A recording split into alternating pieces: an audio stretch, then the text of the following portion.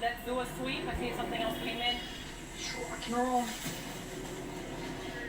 It's the same concept, inbound or outbound.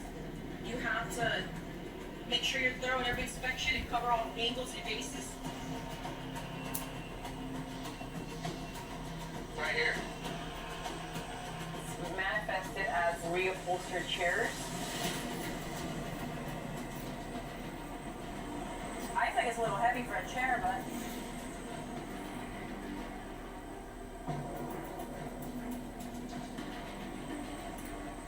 anything open to inspection and considered, an option for potential smuggling.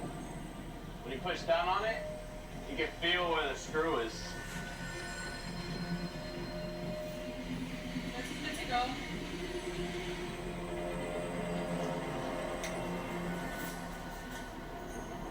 You guys. Headed to the Cape for Jamaica. Let's see what we got going on here. All right.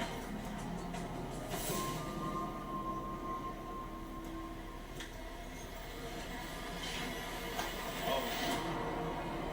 Looks like we have blocks.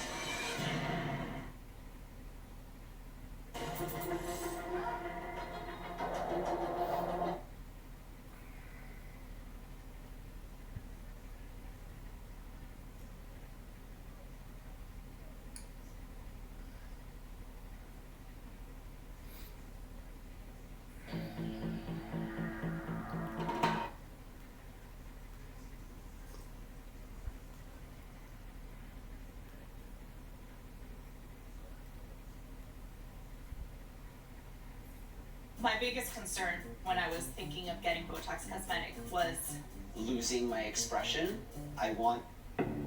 These are violent attacks recorded in Africa in the first 5 months of 2018. Many are by groups fighting in the ongoing civil wars in South Sudan and the Central African Republic. Others are riots against governments in southeastern Africa. But these are different.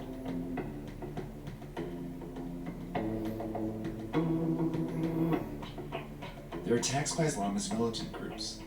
Some claim to be branches of the Islamic State, while others claim to be Al-Qaeda. Both groups are usually associated with the Middle East, but for the past decade, Islamist militant groups have been spreading across Africa, where they've continued to find places to organize and launch attacks.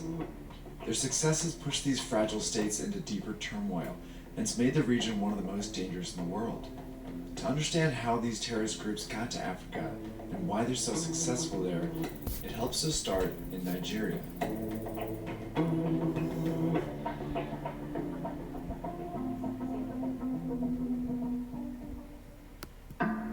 Nigeria has the biggest population and economy in Africa.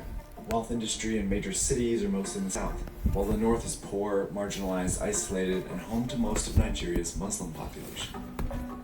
It was here that a radical Islamist group called Boko Haram took shape and turned violent in 2009. They started razing villages, slaughtered men and women, and kidnapped children who were forced to carry out suicide attacks. The Nigerian government cracked down, but the group continued to grow.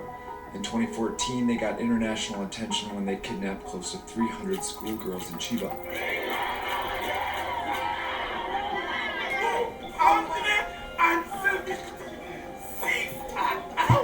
By then, they controlled a huge swath of territory in northern Nigeria, where they imposed strict Sharia law and declared it an Islamic caliphate. In 2015, they became affiliated with the Islamic State, which had a caliphate of its own in Iraq and Syria. Within a few years, the group killed nearly 25,000 people and was on track to become the deadliest terror group in the world, eventually surpassing ISIS. 5 African countries backed by the US, UK, and France formed a task force to battle Boko Haram. By April 2015, they liberated major towns and seemed to push Boko Haram out. But 3 years later, Boko Haram is still active. The group has shifted its focus to the Lake Chad region, one of the poorest places in the world. The lake touches the borders of Nigeria, Niger, Chad, and Cameroon, but none of the state governments have any real presence here. This is where Boko Haram is operating. They've been raiding local villages for food and capturing men to serve as fighters. In 2016, the group split into two. As Boko Haram's attacks grew more and more violent, this group, the Islamic State of West Africa, started offering protection to villages in danger. They also provided stability and even water supplies to a region collapsing under a food crisis in exchange for attacks and recruits. In the absence of a strong central government, they've moved further into Nigeria and Niger, where they've launched attacks of their own and are officially affiliated with the Islamic State. Exploiting and terrorizing locals in ungoverned areas has become a successful strategy, keeping these militant groups active. But it doesn't stop here. The strategy is being used by terrorists all across the continent.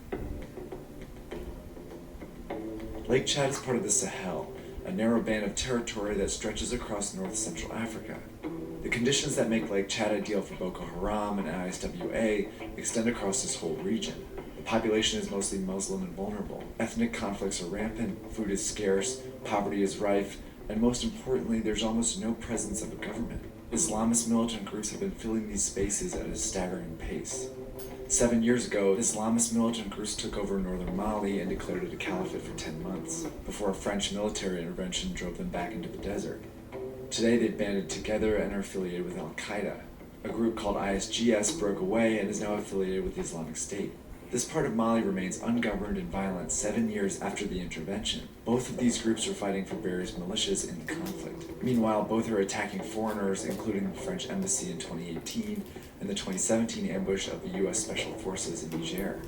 Fox News is learning that 12 U.S. soldiers, mostly Green Berets, were ambushed by a larger force of ISIS-linked militants. Islamist militant groups are finding success in other ungoverned spaces as well. ISIS claims to have launched 10 attacks in 2018 in Libya, where a civil war has raged since 2011.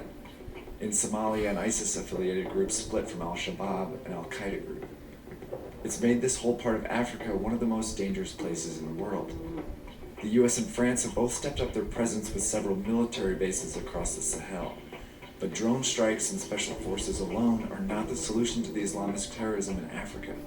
As long as there are places with poverty, conflicts, and no government, terrorist groups will be here.